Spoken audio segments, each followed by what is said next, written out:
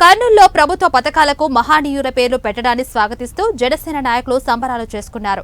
Kurnool collector కార్యాలయం ముందు ప్రధానమంత్రి నరేంద్ర మోడీ, ముఖ్యమంత్రి చంద్రబాబు నాయుడు, ఉప ముఖ్యమంత్రి పవన్ కళ్యాణ్ ఫ్లెక్సీలకు జనసేన నాయకులు అర్షద్ ఆధ్వర్యంలో పాలాభిషేకం చేశారు.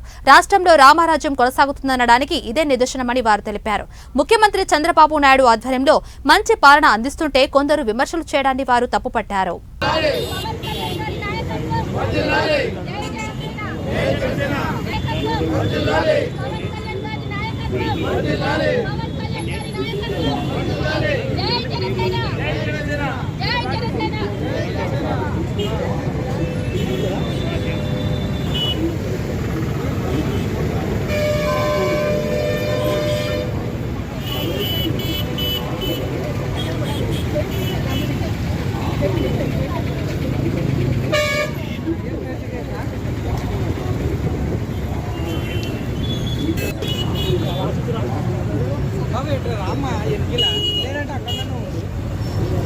పవన్ కళ్యాణ్ గారి నాయకత్వం వర్ధిల్లాలి. పవన్ కళ్యాణ్ గారి నాయకత్వం వర్ధిల్లాలి. జై జనసేన, జై జనసేన, జై జనసేన, జై జనసేన.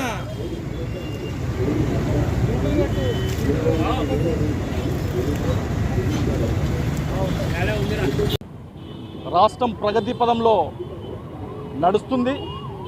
అలాగే ఈరోజు రాష్ట్రంలో ఉన్నటువంటి ప్రభుత్వ పథకాలకు పెద్దవాళ్ళు, స్ఫూర్తి ప్రదాతలు అబ్దుల్ కలాం గారి పేరు, అలాగే ఆంధ్ర అన్నపూర్ణ డొక్క సీతమ్మ గారి పేరు మధ్యాహ్న భోజనానికి బడి భోజనం, డొక్క సీతమ్మ వారి బడి భోజనం అనేసి పేరు పెట్టడం, అలాగే అబ్దుల్ కలాం గారి ప్రతిభా పురస్కారాలు అనేసి పెట్టడం, సర్వేపల్లి రాధాకృష్ణన్ గారి పేరు కూడా పెట్టడం కాబట్టి చాలా గొప్ప విషయం.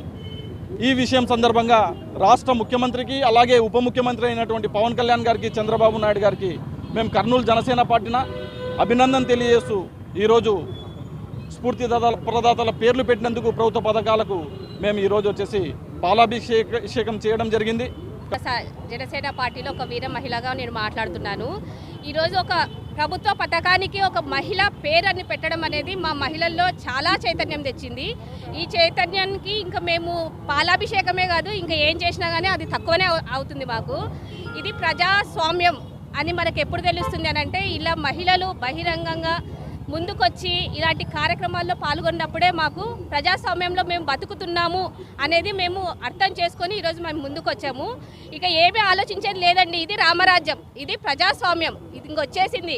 ఇంకా అజ్ఞాతంలో కొంతమంది ఉన్నారు ఇంకా ఏదో జరుగుతుందని. అలాంటి వాళ్ళందరికీ మా మహిళల తరపు నుండి మేము చెప్పేది ఏమనంటే ఇంకా వచ్చేసింది మనకు పండగ, మన రామరాజ్యం వచ్చేసింది. దాన్ని మనం సెలబ్రేషన్ చేసుకోవాలి. ఇది సెలబ్రేషన్ టైం అంతే అండి. Thank you.